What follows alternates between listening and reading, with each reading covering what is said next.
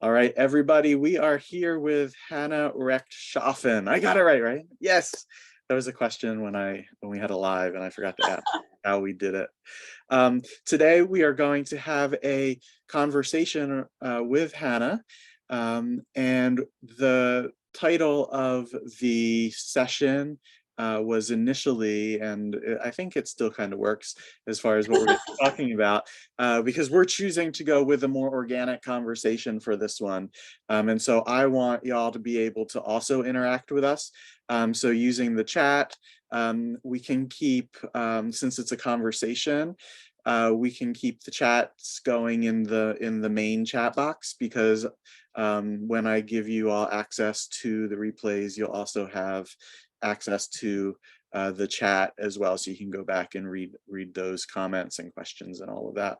But the title that Hannah initially came up with is Creating Spaces for Societal Change in the Emotional Age.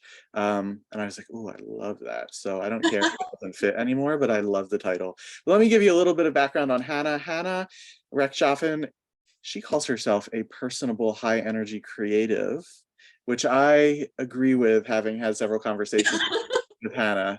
Personable and high energy creative, focused on strategic planning, creative economy development, and cross-sector communication.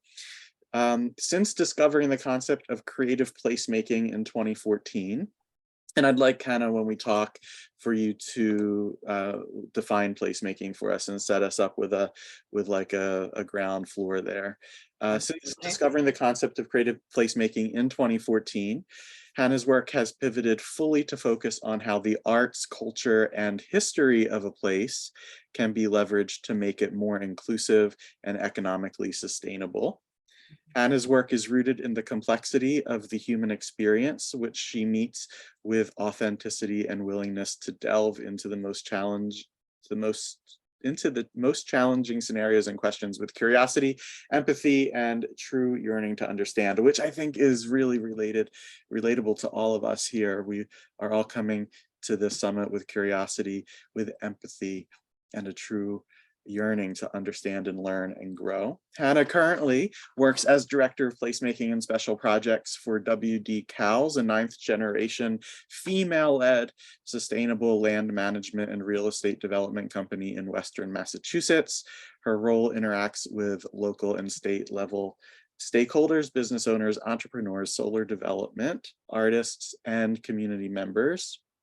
And Hannah, for her credentials, holds a BA in theater and history from Oberlin College and a master's in arts administration from the great Drexel University in Philadelphia. Her background in arts and business brought her to creative placemaking, which continues to be her passion, especially as the field progresses and becomes more and more relevant. And that's part of what our conversation is going to be about today. So welcome, Hannah. I'm so glad to be able to hang out with you for the next little while. Yeah, thank you so much. I'm super honored to be here and really appreciate everyone taking the time to be present for this and for all the work that you're all doing. Thank you. Yeah, so why don't we start with just, well, I'll remind everybody, I know you all have the access to the website, but we're going to talk about and consider things through the lens of post-COVID and the veil between our personal and professional selves coming down, and art and artist, how art and artist helps to guide us in how we show up in a fully actualized way, and how the idea of placemaking fits into all of that. Before we get started, I want you guys to either put a thumbs up, well, let's do this. Put a thumbs up if you've heard of placemaking. Oh, what a good question. And put and raise your hand if you have no idea what the hell placemaking is. Okay, raise hands, good. And we got some thumbs. Okay, another raised hand. This is helpful for us. Okay, great. Cool. All right.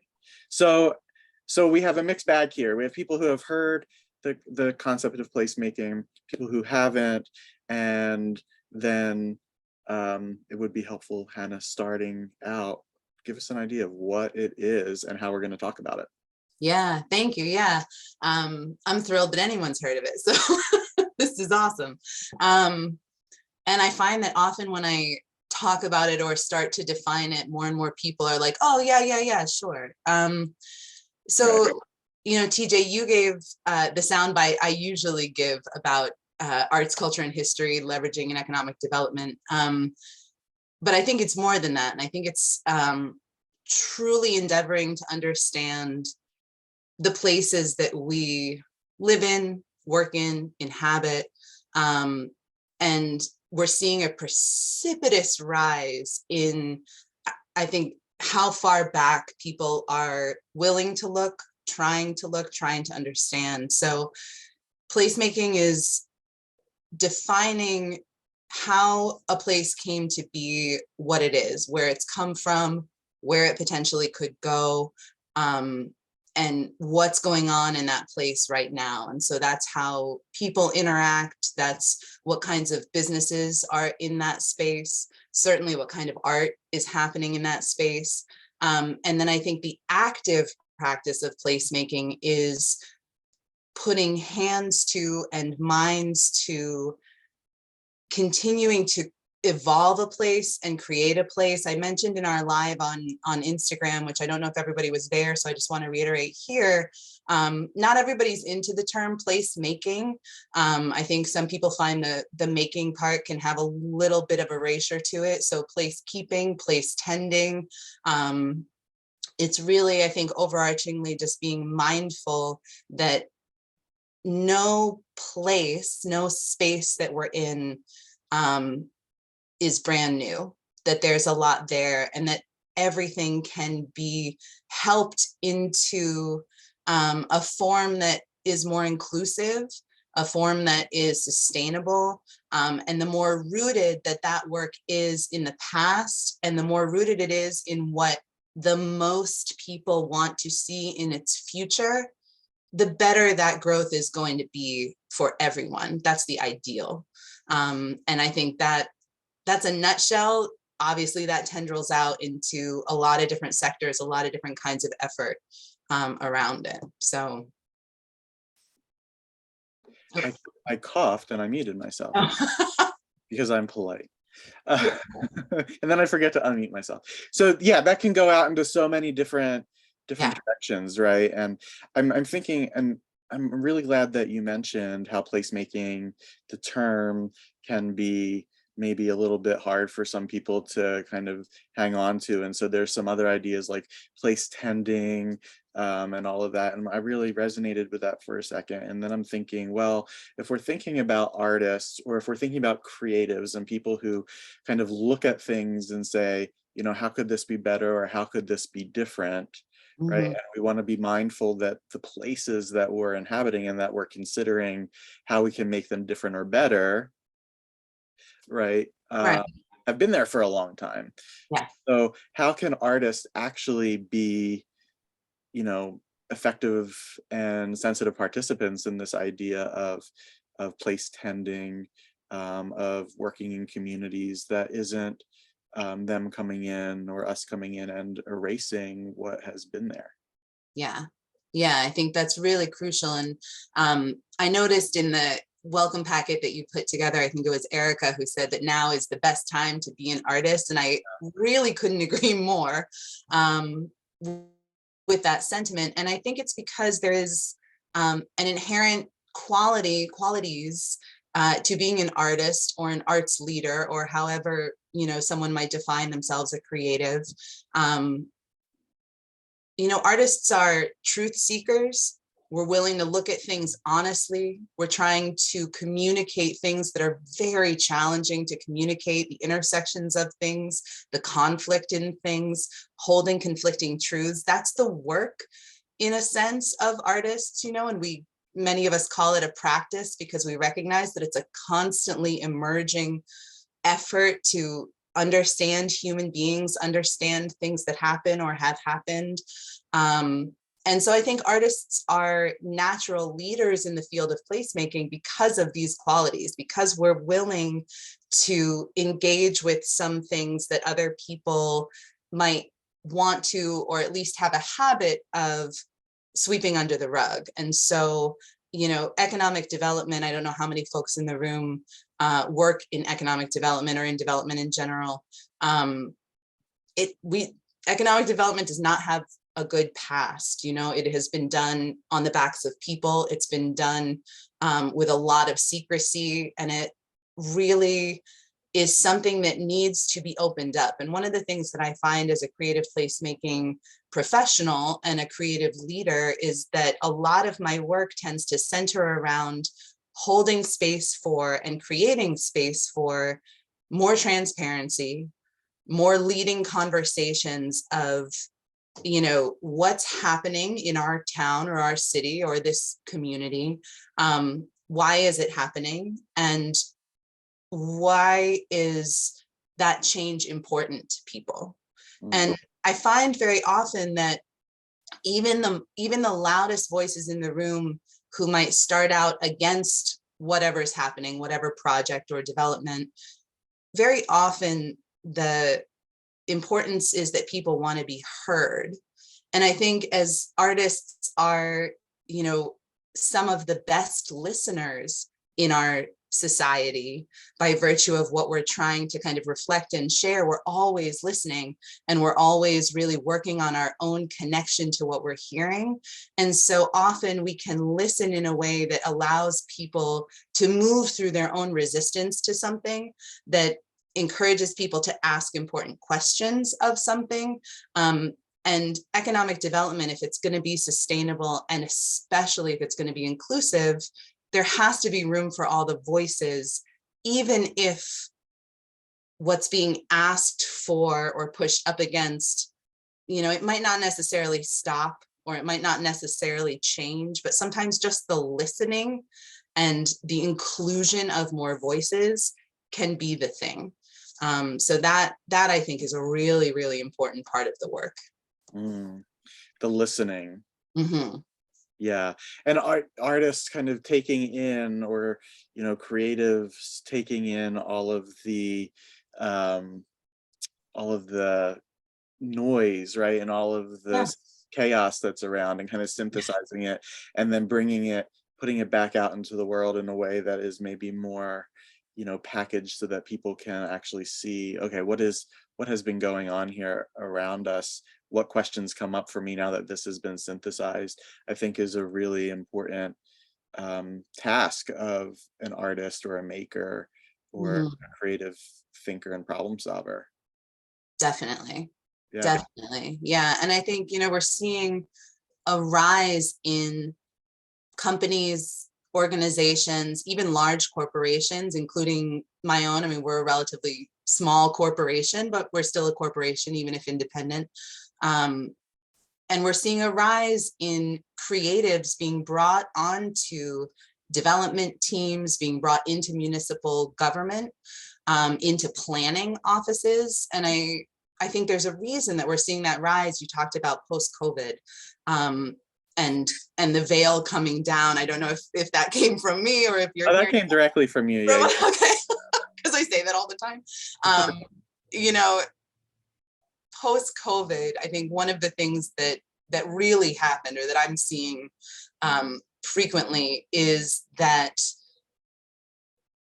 through this collective trauma, and I think that this is true, you know, through anything of this scale that touches so many people at once, is that the recovery period really breaks down the, I'll call it an ability, but I'd rather sort of refer to it as something that we were forcing societally before, which is the separation between the personal and the professional, right? You check your stuff at the door when you get to work. You don't talk about work, talk about your home life at work, whatever it is. Right. When you're in a period of having to recover, the first thing to go are those forced separations. And so what we're seeing is more and more people showing up to their professional life with all their stuff. And because we're in a society that doesn't always value the emotional alongside, you know, all the other things we're asked to do in a day, that's coming out really sideways and in ways that can continue to hurt people as they try and come with with the truth of their situation, the truth of their experience. And so I think, again, one of the reasons that creatives are being brought into leadership or are stepping into their own sense of leadership is Yeah. because bringing the emotional together with every other part of our human experience is also the practice of art and art making. So, it's really interesting to be, people in my office will joke about how new agey I am. And all that really means is that I talk openly about, the emotions that I'm feeling, but I also put time and effort into making sure that the way I'm communicating about those emotions don't open me up to, further trauma or any kind of personal damage. And so there is work to be done and guidance to be had around how we bring this more holistic self to work or to any of the spaces, our relationships that we show up in. Right. So it's interesting. Right. It's a really interesting time to be a human being, number one, right? It's very like, oh my gosh, everything is so different now, or it's Yeah. constantly changing, because I think the fiasco that we've lived through over the past several years has really forced a lot of people to look at, some of these things that just haven't been working, but because we haven't had the ability or the maybe recognition to want to change them or Yeah. something, like, it's all requiring change and evaluation now. And then as artists or as creatives, so we're going back and forth, y'all, between the word artist and creatives. Peter was doing that. Like, I really, not all of us are artists in the traditional sense here, or whatever that means, but we're creatives in so many different ways. How are we to explain our own importance, and how are we to insert ourselves where we need to be, right, in this new kind of place as artists, as creatives? Now there's different ways that we can have dialogues, different ways that we can listen. How do we communicate this to the people that need to hear it and need to bring us in to some of these different environments to do some work and change? That is such a great question and such a big question. I think, finding the sort of practical pathways into those spaces is really important. And I would start again with listening and the importance of, starting to do a little bit more almost inventory taking of what spaces you're finding yourself in already. Are there other people in those spaces that you find yourself relating to, or you find that they are asking questions that suggest to you that maybe they also are trying to find their way into that space? I think one of the ways that artists and creatives in leadership really do leadership differently is that we're always looking for the connectivity of things. And again, going back to, this sort of siloed history that we're coming out of and coming out of pretty rapidly at the moment, we're seeing more and more things coming together. So I think as we look around the proverbial rooms that we're in, and look for who else seems to be either doing this work or maybe struggling with this work, if we notice small changes in the personalities of people. I can't tell you, I find myself in a lot of rooms where pre-COVID, I would never, ever have had a personal conversation, something about my personal life or my family life with some of these people, right? I'm in rooms with mayors of cities, I'm in rooms with funders, and those were spaces, right? And I remember I had this really interesting moment during COVID on Zoom that I would guess that most people in this room can relate to, where I showed up to a meeting with one of the super high ups from the University of Massachusetts. And, we're just kind of waiting for other people to come in.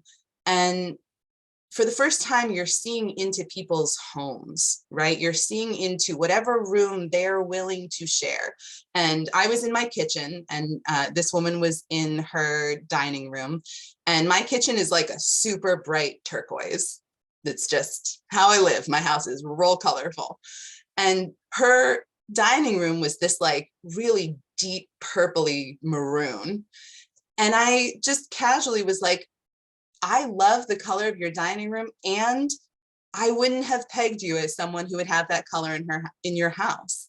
And it started this conversation that was so different from any opportunity we had ever had to connect, and it was over something really small. So, you know, I always encourage people now, especially when there's so much room being made for conversations like these and so much more sharing happening, to kind of brave up and take a step to say something that might be slightly more personal, or ask a question that might be slightly more personal, because I think we're all surprising ourselves around not only how much more willing people are to receive that and meet us in that, but also what it leads to after that. And, Right. you know, it immediately kind of flows into those professional conversations, because now you have this personal touch point with someone, and you are, through your own willingness to be open, you're encouraging their humanness as well. And when we start to get into our humanity with one another, it deepens every conversation we're having. So I think that's one of the things, especially in creating these spaces, we as creative leaders are often the first ones to take a step beyond and ask a question or make a statement or point something out that might be challenging. Not everyone is going to respond, I have found, as you think they would, or as freely as they might. You know, but I've had situations where in the moment someone wasn't willing to step into that with me, and then I get an email or a text from them, and they say, you know, I'm sorry I didn't answer your question. I was kind of caught off guard, but I really appreciate you asking about, you know, Right. my kid or whatever it is. So I think part of it is just rising to the occasion and accepting that things are changing. We are in a different time, and that's one of the reasons that artists and creatives are being brought into or stepping into these leadership positions, or starting their own consulting companies, Right. or, you know, showing up and changing the conversation, and everyone's willing to kind of take this shift with you. So you won't know until you step into it.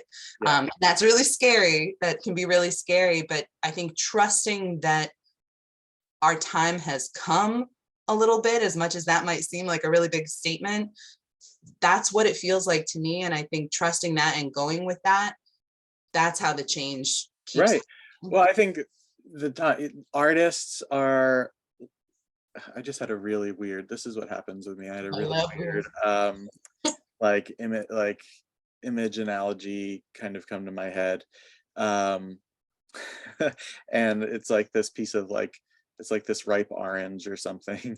And when you said the time is right and right, then artists being a part of like the peeling back of the orange peel, right, to kind of reveal, you know, the more soft and sweet and, you know, sensitive center of the fruit, right? Or if we when we take it into, you know, the conversation we're having, right?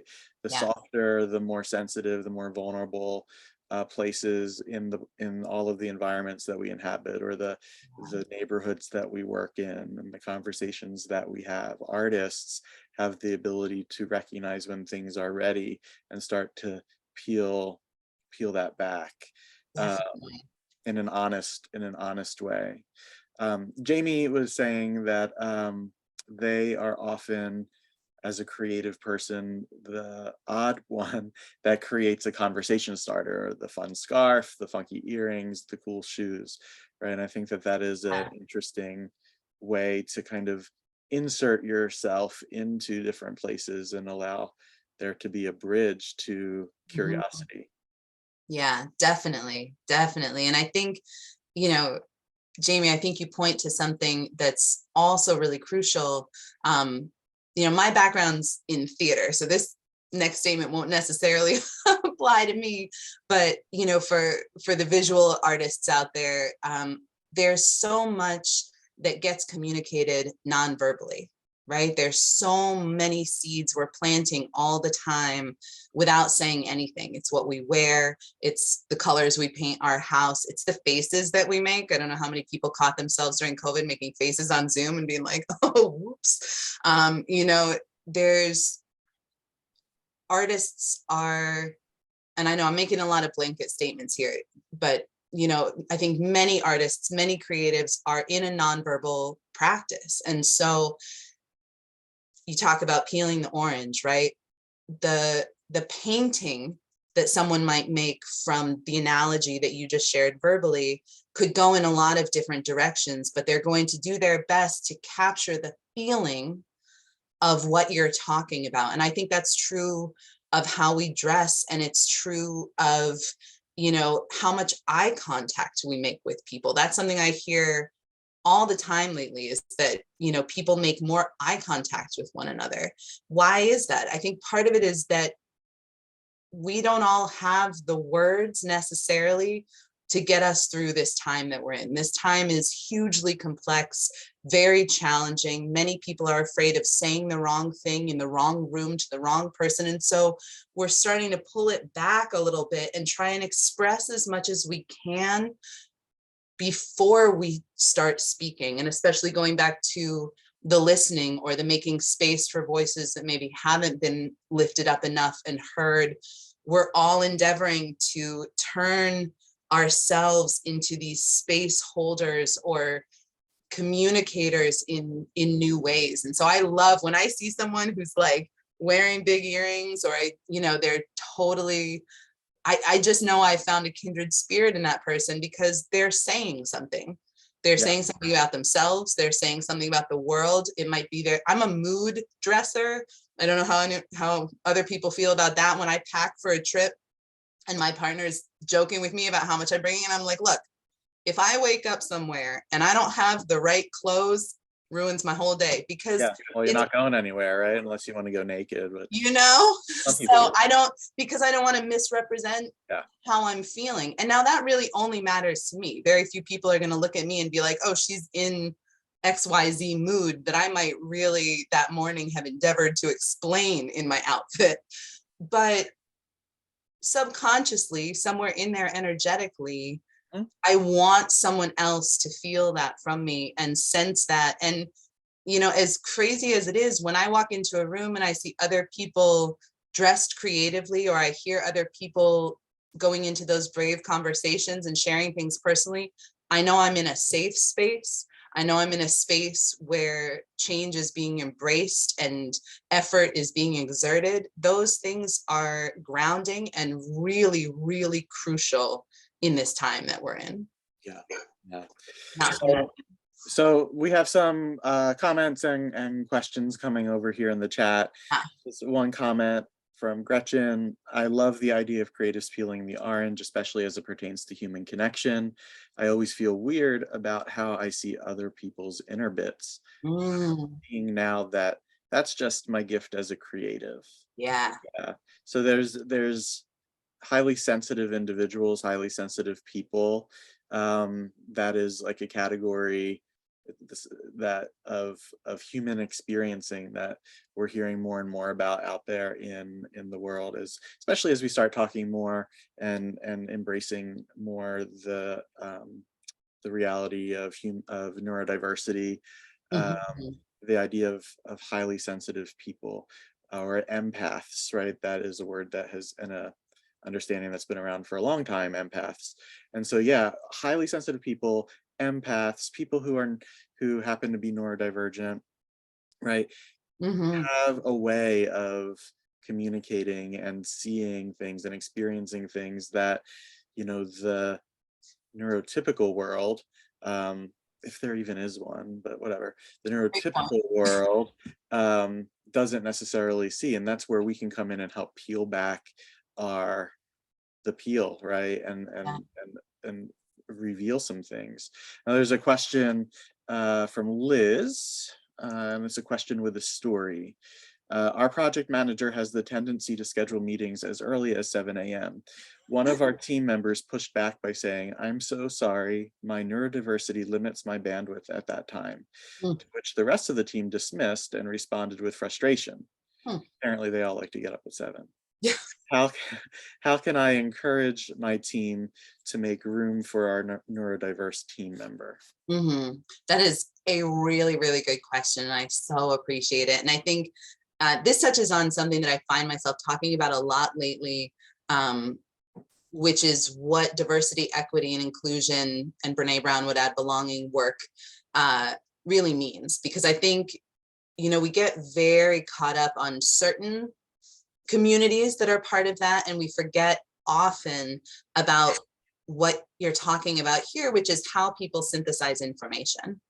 And especially around, bandwidth is a great word. And I think something that's come up on my own team recently is that, a couple of us are super extroverted and a couple of us are super introverted. And so when we're in a live discussion, the effort that is exerted by those of us that are more extroverted is to kind of bring the energy down a little bit sometimes, wait before speaking, and make sure that we're leaving room for the folks on the team that might be, coming to something a little bit more slowly, really thinking something through before they're sharing.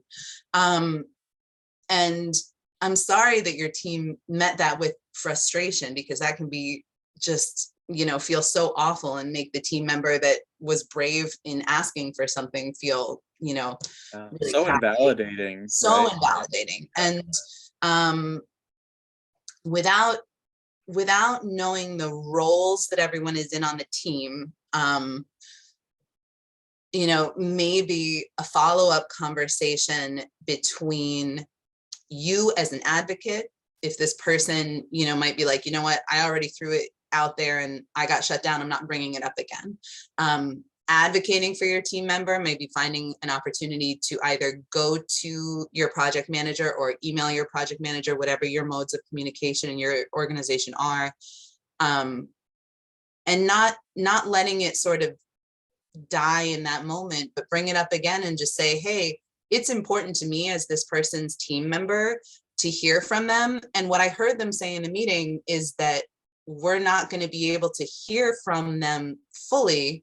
And that to me feels like I'm missing out on some ideas or some creativity that I might otherwise get. So even starting at 7:30 might help, or at least be a step in the direction of hearing that someone on our team is not able to participate fully. What's the harm in starting later? Can you explain to me Mm. what happens? Is it that, the day gets pushed back too much? I'd like some reasons. And again, I don't know the culture of your organization. I don't know if that feels comfortable or doable. But asking questions, bringing curiosity to it. Are other people frustrated because they want to get this meeting over and done with, and maybe they're not even showing up completely because they just sort of want to get in and out? Right. Or is there a real reason? Does it push the day back so much?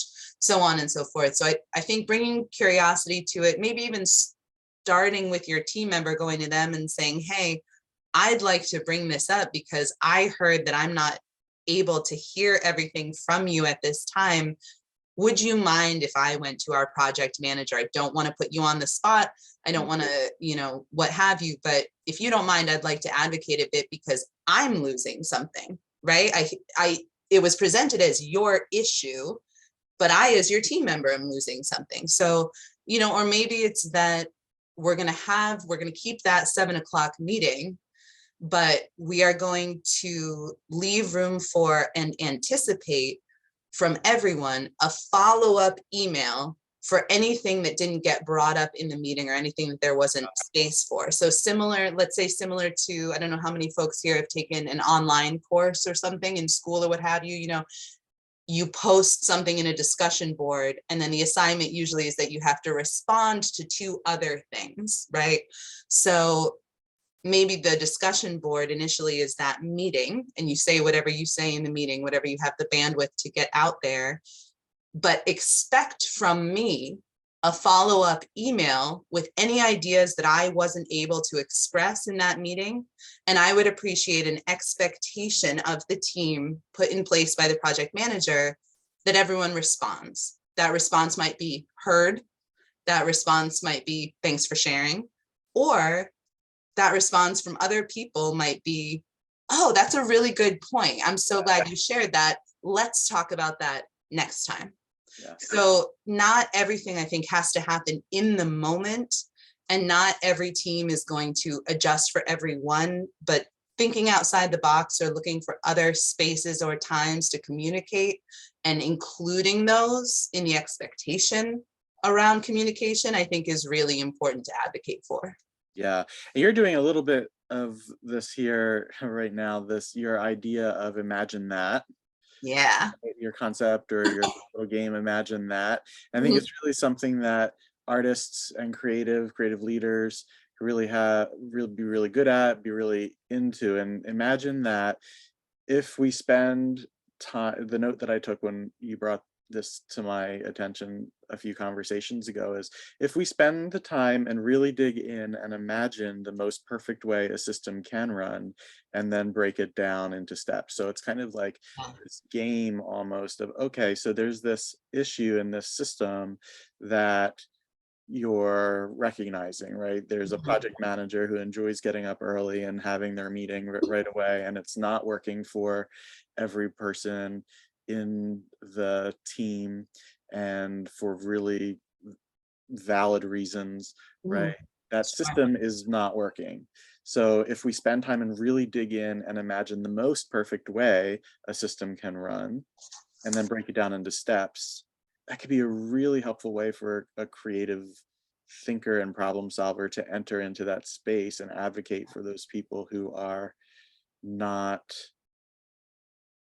able to advocate for themselves for one reason or other, safety being one, invalidation being another one, right? Absolutely. And I think you said something really important that I don't want to gloss over, that I think can be a very challenging concept, which is that everyone's reasons are valid.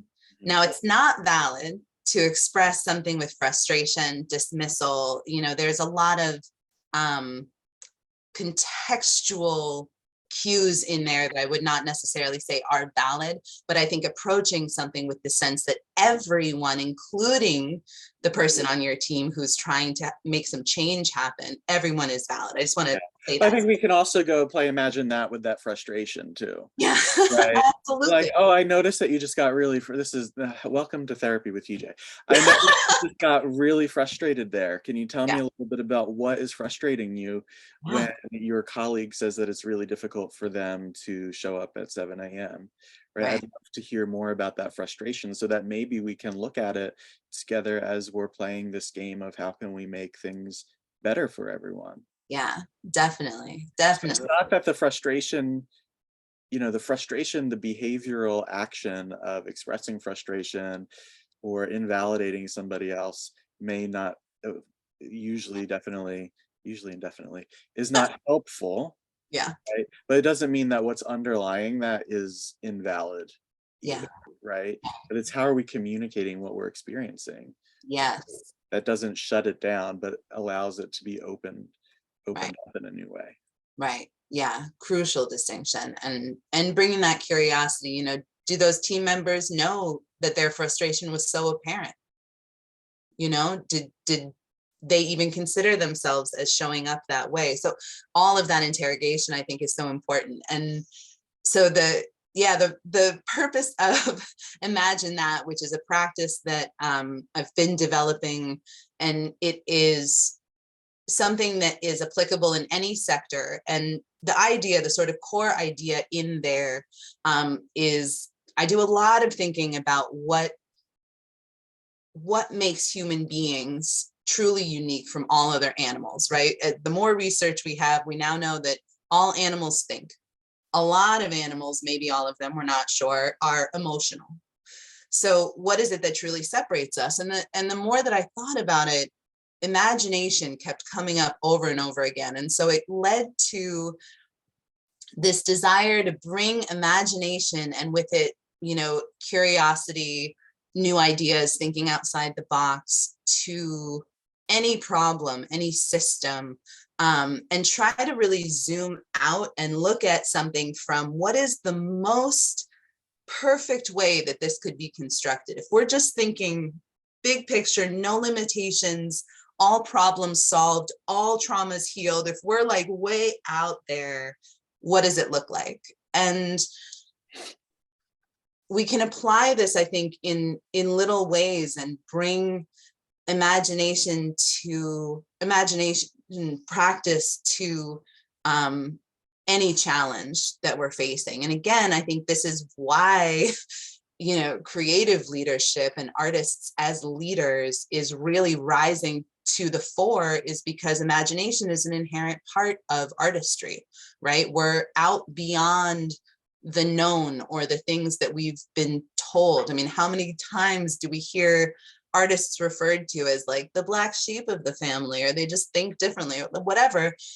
And it's because when you get out beyond the context that you've been offered and you start to create your own context or a new context for something, you're in that sort of imagination, curiosity space. And I think that that's really crucial. So imagining or engaging a coworker in imagining what is the most perfect flow of the day. You reacted with frustration. Clearly starting at 7 a.m. is important to you. So describe to me from 7 a.m.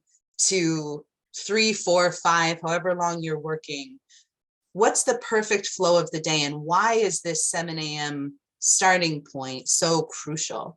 And what would, imagine that you're in the most, idyllic day, work day that you could be in, and then hear from them what the steps of that day are. What's the connectivity from 7 a.m. to the end that is making them really, because frustration, right, is a gripping of something. Frustration is like, I want this thing, or I don't like this thing. Why are they holding on to 7 a.m. so tightly? And especially, where does it connect from their professional life to their family life? Maybe they pick their kids up at 3:30, and suggesting starting later than 7 is going to throw their whole world into chaos. And what they thought of in that moment was not that this person is annoying or this person thinks differently and they don't like different thinkers.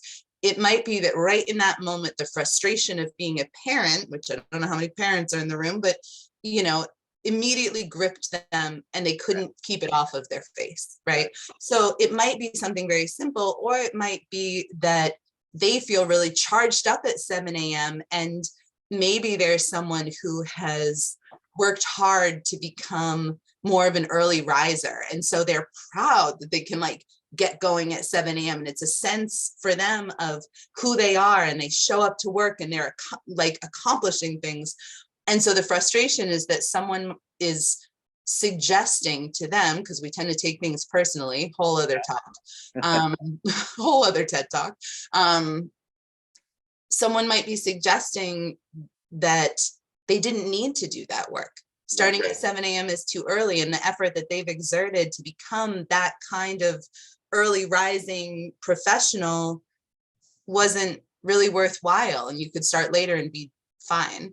So bring imagination to, okay, I'm gonna picture what this day is like if we start at 7:30 or we start at 8, or maybe we don't start with a meeting.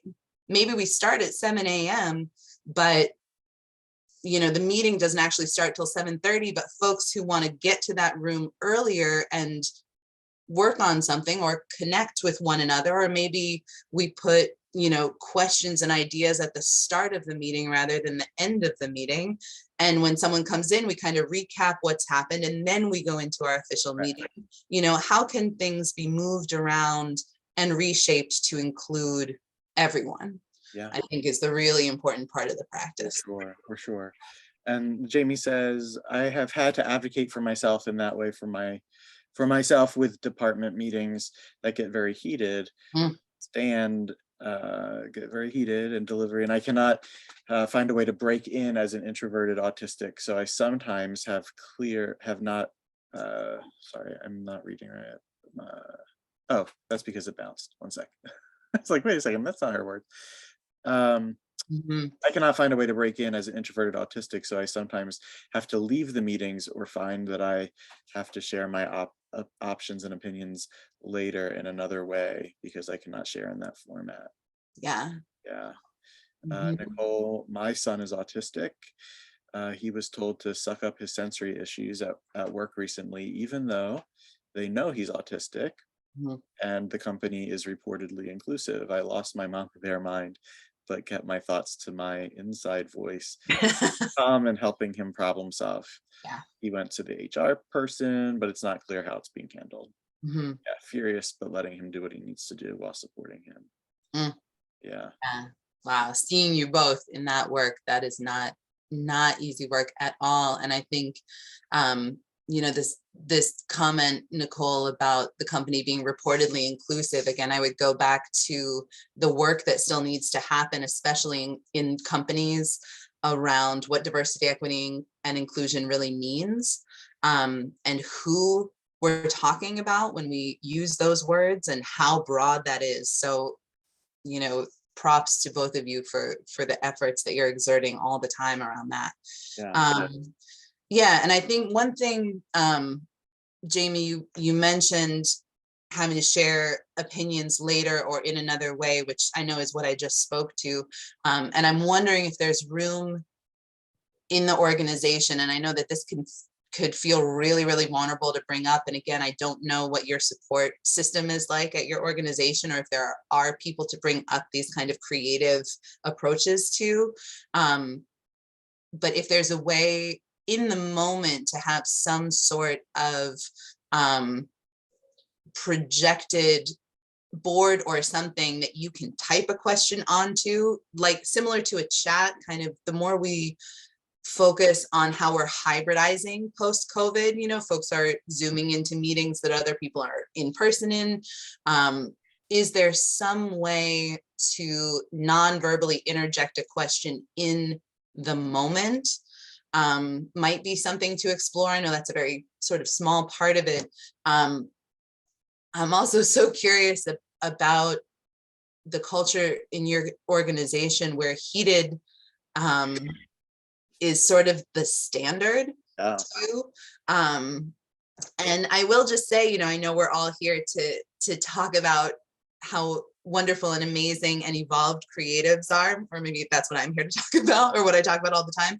But I will also say, you know, in response to this comment, because I know a lot of us are probably in artistic organizations, that can also be an output of creatives, is that we're passionate and we get excited and we get heated. And I'll speak from my own experience in my organization, because my boss and I are the more extroverted people in the room.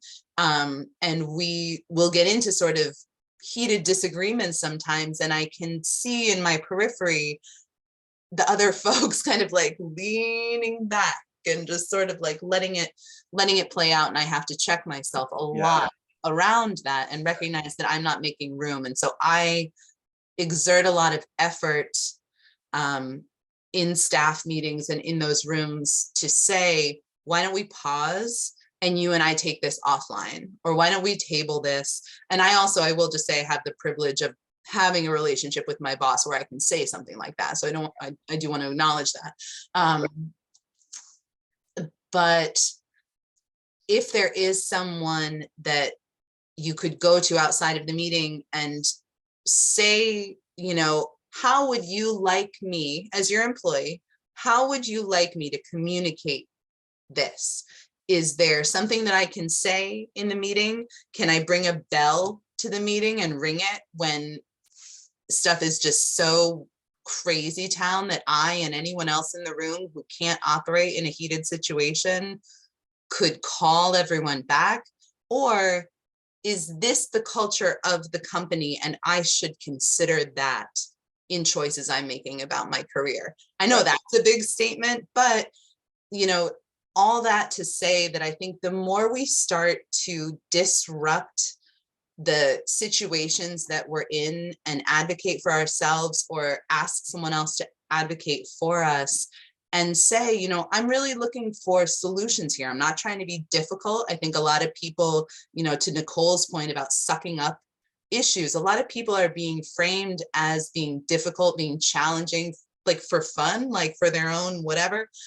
And so the more we can ground people, other people in our organizations down into the fact that this is a real operational question for me. I am trying to understand your organization, your culture, because I work here and I am proud to work here. And I want to have a part in what this culture is like because I'm not able to participate. And if I'm not able to participate, you're not getting my best. And if you're not getting my best, then you're paying me for sub-perfect work. Now, if you're good with that, fine. But I'm not good with that. I don't feel like I'm contributing, and that doesn't make me feel like I'm showing up to the expectation of the company, right? Which is that you're paying me every day to give my best, to participate, to have time and space to think about something creatively. You know, so sometimes I think putting it back on the organization a little bit and saying, what is your goal here with me? Because I'm trying to rise to it, but these are the barriers that I'm feeling. And I honestly want to address those barriers, but there are some things about myself that I can't change. I'm not choosing to be autistic. I'm not choosing to get flooded when things get really heated. And I'm doing my own work. A lot of people are doing their own work to try and meet the culture or meet the loudest voice in the room. But sometimes I think asking those questions and taking a step back and helping someone else understand that there's a give and a take to a space, and that really needs to be respected. And maybe it's something, well, no, I'm not going to go there. I was going to say, that sounds too petty even in my head. I was going to be like, maybe I don't come to this meeting and you can just send me all your notes. No, you know, but I think the putting a question back on someone, especially in HR department, you know, especially saying, I'm unclear on what the expectations are here because I'm told that we want this level of performance or participation, or you want the best of my creative ideas. And I'm not able to give that. So in this environment, so I'm curious what the steps are to get there. Yeah. And it's hard. Again, I just want to acknowledge that the constant advocacy, looking for allies in organizations, it is really exhausting. And so I so honor the work that you're all doing to try and meet those challenges in your lives. Yeah. Wow. So we have to start to wrap up here.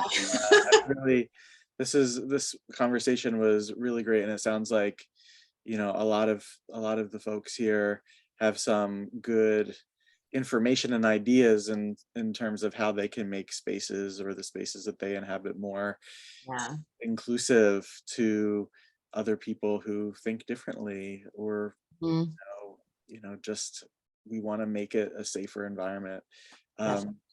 One, if you can answer the question really quickly, Jamie was asking if they need a specific kind of degree to get into doing this kind of work in specific, or if it's something that we can do without necessarily having a lot of that academic training. Sure, that's a great question. And absolutely, I would say that there is a component to this work, I think, that is sort of naturally occurring, because again, the aspect of placemaking, space making, that is just bringing more mindfulness and intention to how we're in space together, I think, can be something that rises very naturally. I think going into creative placemaking as a profession, it depends a little bit on where you're looking to apply that work. So for instance, as TJ said, my master's is in arts administration, and I went into graduate school intending to come out the other side in theater management, and got completely pivoted into creative placemaking by virtue of being in Philadelphia, which just has an incredible track record of naturally doing a lot of this work, including arts in its own revitalization and recovery. So, you know, arts administration, anything to me that is looking at kind of the intersection of arts and business, arts and development, is a great degree to have. But I also think, you know, creative placemaking is becoming more and more ubiquitous, even though people don't necessarily know the term. Right. So we're seeing a lot of this work happen in fields like public health, Right. in fields like education, architecture, you know, things that we may not have necessarily connected it to. So I don't think, and I would never say that traditional academics is the only path to something. I think that creative placemaking is very much about how do I as a creative impact the places that I am operating in. And that can take a lot of different forms. I think if you're looking to do it in, you know, an urban planning application or a municipal application, or, you know, be the creative person in your organization who's doing any kind of community building, I think there are myriad degrees that can support your knowledge and ability to speak to it, especially in ways, I think this is the crucial part for me, that the intersector communication is really crucial. So any knowledge you can gather, whether it's traditional academic programs or certificate programs or workshops, any knowledge that you can gather that helps you speak to some of these more conceptual ideas in more concrete ways that non-creative or non-artistic people can relate to, that's really the crucial part.